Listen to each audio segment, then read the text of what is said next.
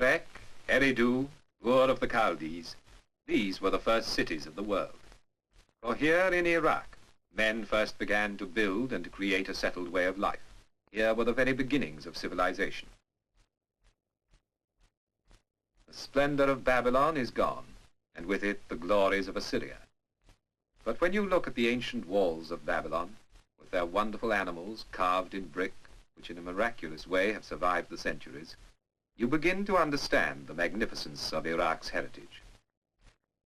For to this place came a long line of conquerors: Persians, Parthians, Sasanians, the Greeks of Alexander the Great, and then the Arabs, marching to the inspiration of a voice heard in Mecca.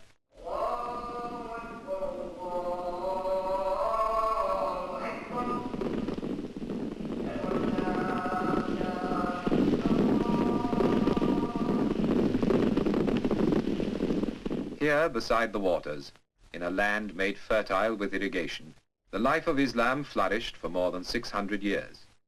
It was a time of peace and learning, amid the gracious life of the Arabian Nights, when the lovely Scheherazade spun her tales before her king. Then, in our own Middle Ages, the Mongol hordes swept over this land in a tempest of destruction.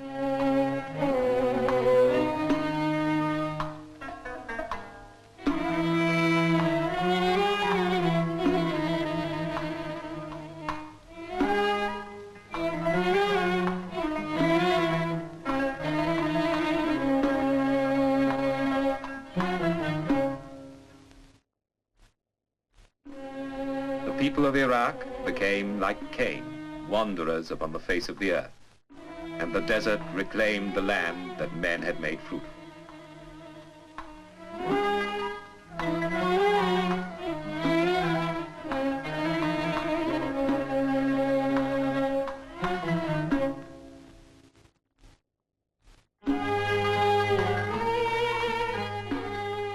But in the dark ages that followed, the people of Iraq survived, sustained by the bond of a common religion, their faith in Islam.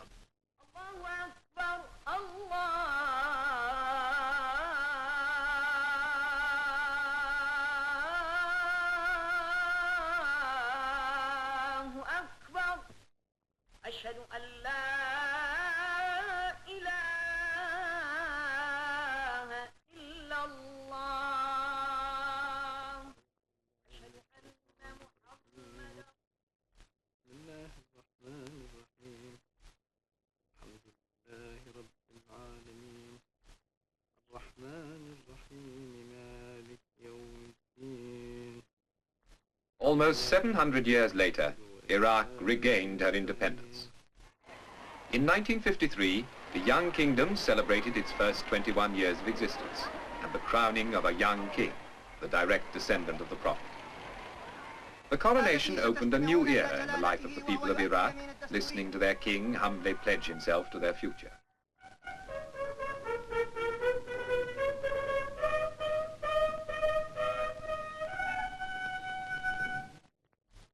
أقسم بالله أنني أحافظ على أحكام القانون الأساسي واستقلال البلاد والإخلاص للأمة والوطن.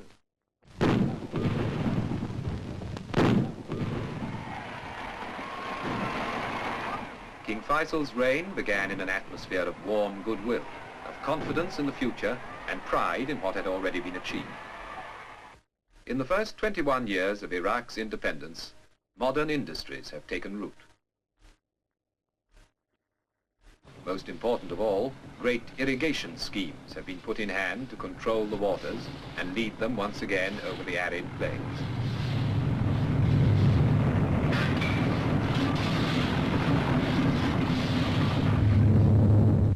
Iraq's other great natural wealth is oil, untapped until this century. But now her oil fields are being continuously developed, and the revenue from this new wealth is being used to create more wealth for the betterment of the country.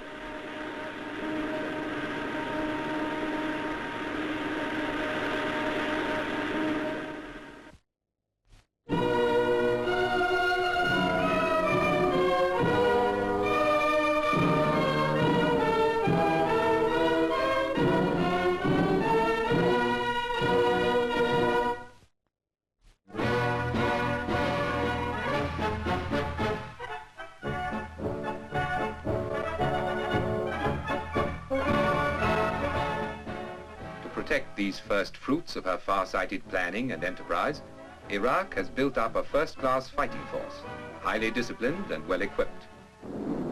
Water is flowing once more, flowing from the rivers back onto the land, making the desert green again.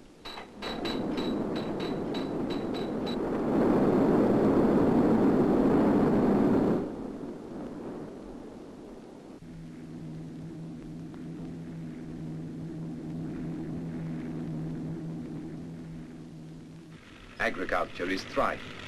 Modern machinery and new techniques promise new prosperity. The face of the land is changing. For Nebuchadnezzar, the eternal fires of Baba Goga, the burning fiery furnace of the Old Testament story, were evidence unread of the dark seas sleeping beneath his kingdom. Today, her revenues from oil are helping Iraq to lay the foundation for a new standard of well-being for all her people.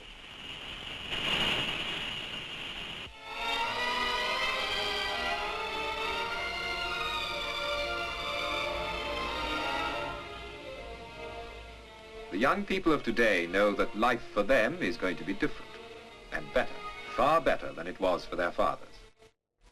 Their fathers had to tramp for miles through the dust of summer and the winter's mud to the few primitive schools of their day. Now, new schools and colleges are giving the youth of the country a proper start in life. When you see these young girls in their Western clothes, so assured and confident, you're inclined to forget how surprised their mothers would have been at the idea of training for jobs their daughters take in their stride, jobs they thought that only men could and should do.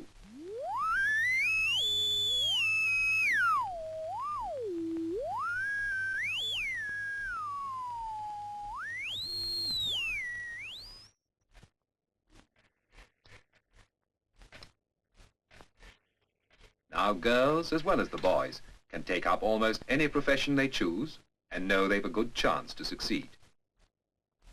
For all these young people now, there is the chance of a good education and of good health, the primary needs of any people. And it's natural that with all these modern developments, the women of Iraq are breaking away from their traditional style of dress, unaltered for centuries, to wear the practical, comfortable clothes that are right for this new life. It's a turn of events significant of wider change, of a more liberal attitude to life, of a greater interest in the arts.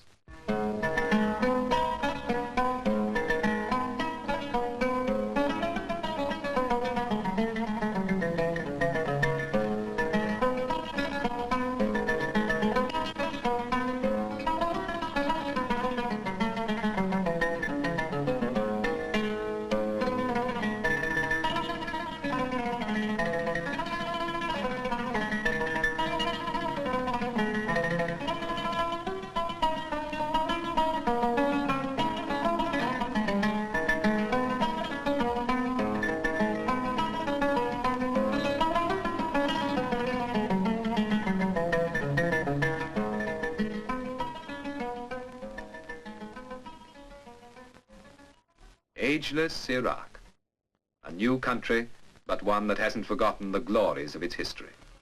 A country that is now emerging from the shadows of its past to a future bright with promise, ready to inherit its true place at the center of the Middle East.